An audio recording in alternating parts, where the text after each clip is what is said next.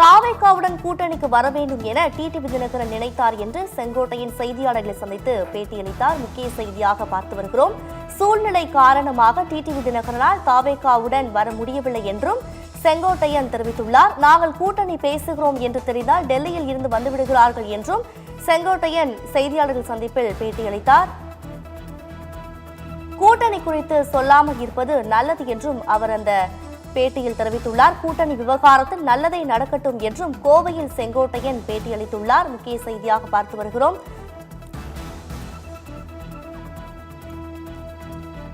தாவேகா நிர்வாக குழு தலைமை ஒருங்கிணைப்பாளர் செங்கோட்டையன் கோவையில் பேட்டியளித்துள்ளார். அதன் நேரலை காட்சிகளை தற்பொழுது பார்க்கலாம்.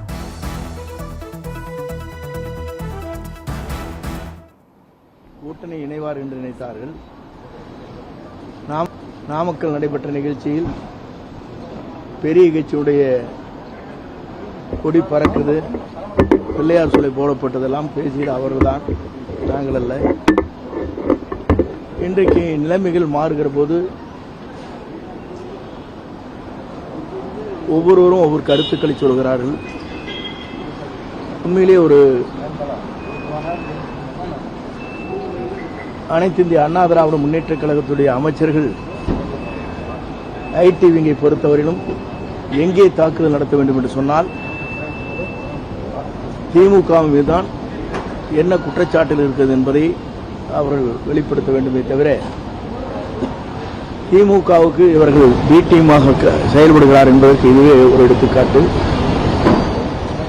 எந்த புதிதாக உருவாக்கப்பட்டிருக்கிற ஒரு இயக்கத்தின் மீது குற்றச்சாட்டு செல்வது என்பது ஒரு எதிர்க்கட்சியுடைய நடைமுறையில் இதுவரையிலும் இல்லாத ஒன்று. இங்கேதான் ஒவ்வொருவரும் அந்த கருத்துக்களை சொல்லிக் கொண்டிருக்கிறார்கள். இது வேலை நினைக்கக்கூடிய குறிப்பாக அதிமுக ஆட்சியை ஊழல் ஆட்சின்னு சொல்றதுக்கு எப்படி அவருக்கு தோணுது அப்படின்ற மாதிரி நீங்க எம்ஜிஆர் காலத்துல இருந்து இருந்திருக்கீங்க. கல்வி அமைச்சராக இருந்தவர்.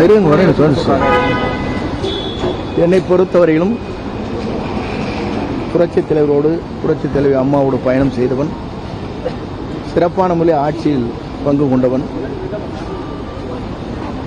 என்னை அறிமுகப்படுத்தியதே அடையாளம் காட்டியதே அவர்கள்தான். என் மீது ஊழல் குற்றச்சாட்டு என்பதற்கு யாராவது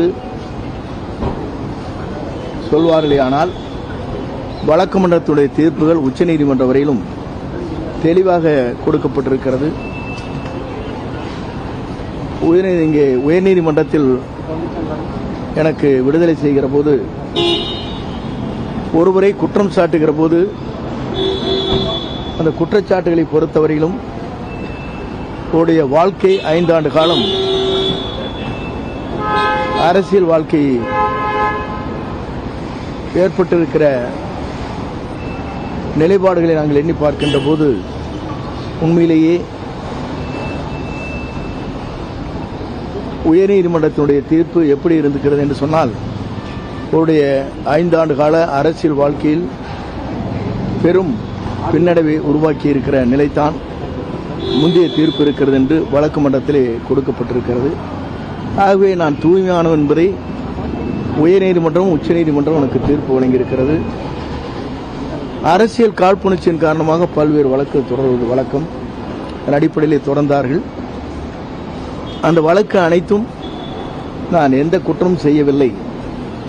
கூடுதலாக போக்குவரத்து கழகத்தில் வருவாய் ஈட்டியிருக்கிறார் என்றுதான் அங்கே உயர்நீதிமன்றத்தில் தீர்ப்புகள் வழங்கப்பட்டிருக்கிறது.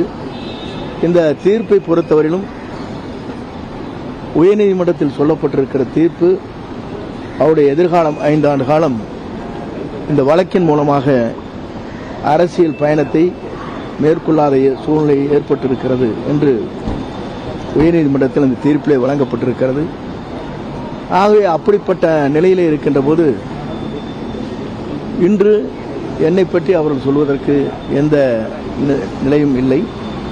அப்படி இருக்குமேனால் என்ன குற்றச்சாட்டுகள் செய்திருக்கிறார் அது நிரூபணமாயிருக்கிறது என்பதை அவர் சொல்ல வேண்டும்.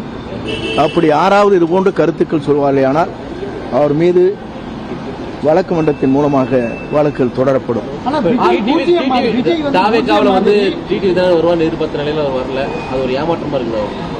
ஏமாற்றம் அல்ல, ஒவ்வொருடைய நிலை அப்படி இருக்கிறது. நீங்கள் ஒரு நாளைக்கு ஒரு நிலை எடுப்பதை போல அவரும் ஒரு நாளைக்கு ஒரு நிலை எடுக்கிறார்கள். எங்களோடு வர வேண்டும் என்று நினைத்தால் சூழ்நிலைகள் அவருக்கு எப்படி ஏற்பட்டிருக்கிறது என்று என்னால் சொல்ல இயலாது. எங்கு சென்றாலும் வாழ்க.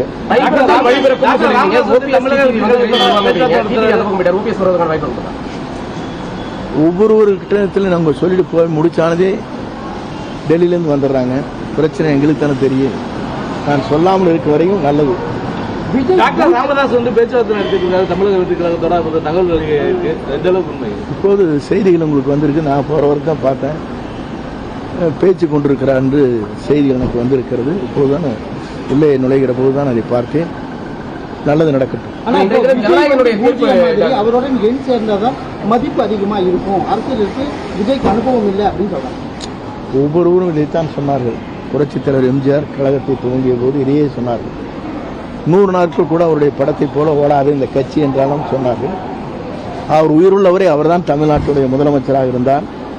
அமெரிக்காவிலே சிகிச்சை பெறுகிற போது கூட தமிழ்நாட்டு மக்கள் அவரை விரும்பி முதலமைச்சராக அரியணையில் அமர்த்தினார்கள். அதுதான் வரலாறு.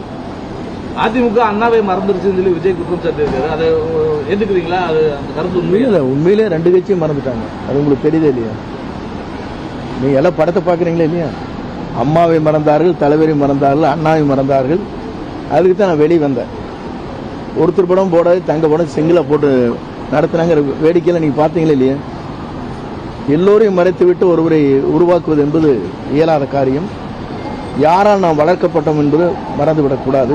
இன்னைக்கு பாக்கெட்ல படம் இருந்துகிட்டே இருக்கு. பார்த்தீங்களா இல்லையா? இவங்க மாதிரிலாம் ஒரு இயக்கத்திற்கு போன உடனேயே அந்த இயக்கத்தில் எனக்கு ஜனநாயகம் இருக்கிறது. ஆகவே ஓடிட்டாங்க வச்சுக்கோங்க.